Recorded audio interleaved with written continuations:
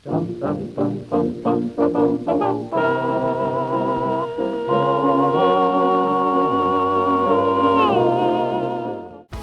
kasabihan tayo, the hair is the crowning glory of your body. Pero, kung gloria lang naman din pinag-usapan, tingnan mo to. Ang luma nating presidente, may bagong hairstyle. Tuesday, my parlor day. Hi! Ang tanong, ano naman kaya ang masasabi ng mga eksperto tungkol sa bagong hairstyle na ito? Pumasok na dito yung fashion, so mas nagmukha siyang bata talaga. Hindi bagay, para siyang bakla. Wala kasing body, basta kulot-kulot lang eh. Mas charming siya. Parang si Mami Donicia. Mas kamukha siya ni Mami D. Kasi nagpakulot nga pala siya, no?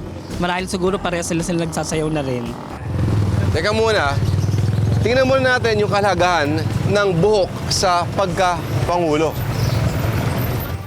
Gaya ng nasabi namin dati dito sa Word of the Lord, sa kasaysayan ng Pilipinas, wala pa tayong presidenteng may HIV or hair is vanishing. Ang tanong ba may kinalaman ba naman ang pagkanipis ng buhok ni Pinoy sa medyo walang siglang performance nito? Sa hiwalay na Pulse Asia survey, bumaba din ng 5 puntos ang trust rating ni Pinoy.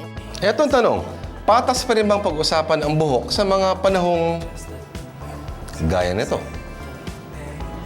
Oo nga, ang dami pang problema ng Pilipinas. Sa June 6, magsisimula ang preliminary investigation tungkol sa kasong plunder laban kay CGMA na may kinalaman sa pagwaldas ng pondo ng OWA. Ganyan na ba talaga ngayon yung hairdo niya? Ganyan na kahaba? Hindi bagay sa kanya, mukha siyang matanda. Para mas maganda siya rito. Bakit? Kasi mas nakatawa-tawa siya kaysa dati. Okay lang, bagay din sa kanya. Pero mas bagay yung maiksi. Hindi bagay sa kanya, mahaba eh. Magmukha siya matanda.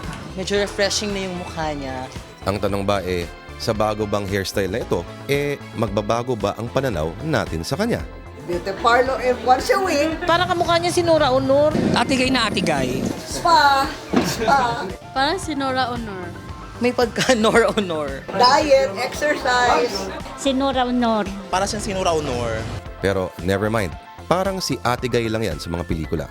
Bawat hamon ng panahon, malalagpasan ni Ate Glo. Nagawa niya naman ito Paparamihin natin ang mga kababayang may sariling tahanan. Paparamihin natin ang pamilyang may pagkain sa mesa. 9 years pa. I am sorry. Heto mas bagay. Kasi mukhang maharot siya dito eh.